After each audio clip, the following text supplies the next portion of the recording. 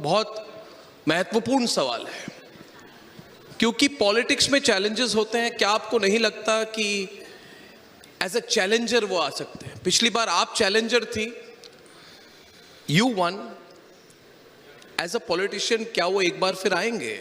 आपका असेसमेंट क्या है? जो स्वयं दूसरों के सहारा लेकर, व्हाट इज योर असेसमेंट? जो स्वयं एक लोकसभा क्षेत्र में 2 पार्टियों का सहयोग लेकर लड़ता है, वो स्वयंभू क्या विजेता है, वो भी एक प्रश्न है।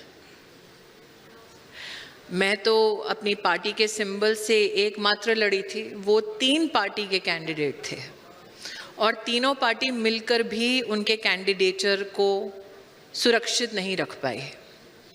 तो प्रश्न ये उठता है कि आज जिस अलायंस की बात करते हैं राष्ट्रीय स्तर पर, उसका एक नमूना तो हमने 2019 में अमेठी में देख लिया था।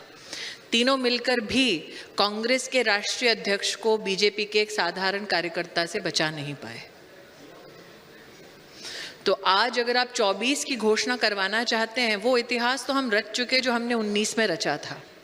24 में अगर पुनः कांग्रेस के राष्ट्रीय अध्यक्ष लड़ने आए तो आप कह सकते हैं कि क्या इतिहास अपने आप को दोहराएगा। अब 24 में जो आएंगे वो कांग्रेस के अध्यक्ष तो नहीं होंगे। क्या आप मल्लिकार्जुन खड़गे जी को इनवाइट कर रही है अमेठी में? मैं बीजेपी की एक साधारण कार्यकर्ता हूं। खड़गे जी भी क्या स्वतंत्र हैं ये निर्णय लेने के लिए, ये आप सुनिश्चित कर सकते हैं मुझसे बेहतर। लेकिन हाँ, इतना ज़रूर कह सकती हूँ कि अमेठी से भाजपा से कौन लड़ेगा इसकी घोषणा मैं नहीं कर सकती, लेकिन कार्यकर्ता के नाते ये आश्वासन आपको निश्चित दे सकती हूँ कि जीत पुनः भाजपा की हो। तो आप चैलेंज दे सकते हैं राहुल गांधी को कि वो आए और जो खुद चैलेंज्ड हो उसको चैलेंज देने की जरूरत नहीं है।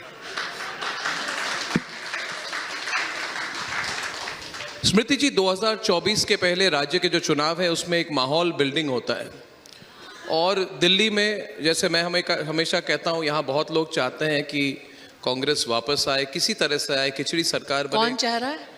लुटियन की जो मीडिया है, कई लोग हैं, कई इंटरेस्टेड पार्टीज हैं, कई लोग चाहते हैं कि एक तरह से एक ऐसी सरकार आए जो अलग हो जो प्रेजेंट सरकार से। उससे वो चाहते हैं कि अलग कैसे? अलग इन द सेंस जैसे कि रिमोट कंट्रोल द्वारा चलाई जाए। मैं आपको समझा देता हूँ। वो जैसे 1996 से जो सरकारें बनी थी, खिचड़ी सरकार, कोalition गवर्नमेंट्स, वो चाहते हैं वो आए क्योंकि कोalition गवर्नमेंट्स मैनेजेबल होते हैं कई लोगों के लिए।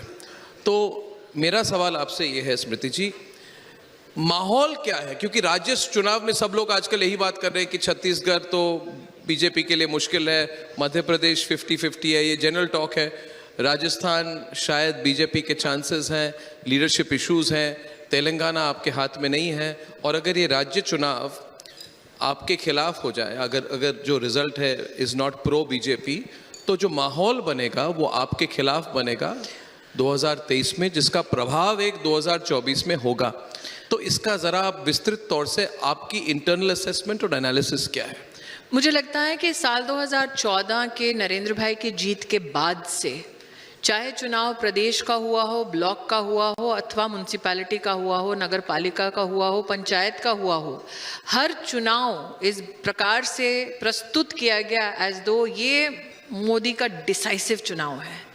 इसके बाद मोदी की खैर नहीं, ऐसे करके ऑपोजिशन ने बार बार अपने आप को प्रस्तुत करने का प्रयास किया। 2019 में एक डिसाइसिव विक्ट्री हुई। 24 और यहाँ संत महापुरुष बैठे हैं तो उनके सामने बड़ी ह्यूमिलिटी के साथ कहती हूँ, 24 में भी जो हम जीत का भाजपा का आकलन लगा रहे हैं वो मात्र एक ओवर कॉन्फिडेंस का प्रतिबिंब नहीं है, रिफ्लेक्शन नहीं है। 2-3 प्रमुख विषयों के आधार पर हम कह रहे हैं कि 24 में पुनः नरेंद्र मोदी जीतेंगे। एक, आप अगर आज ऑपोजिशन के समूह को देख लें तो वो कहते हैं कि हम एकजुट इसलिए नहीं हो रहे क्योंकि हमें राष्ट्र को उन्नति के पथ पर ले जाना है। वो कहते हैं हमारा एजेंडा बस एक ही है कि मोदी को कैसे हराएं। तो इतनी सारी राजनीतिक दलों का समूह जो है वो आपके राष्ट्र के लिए क्या करेंगे, इसका मानचित्र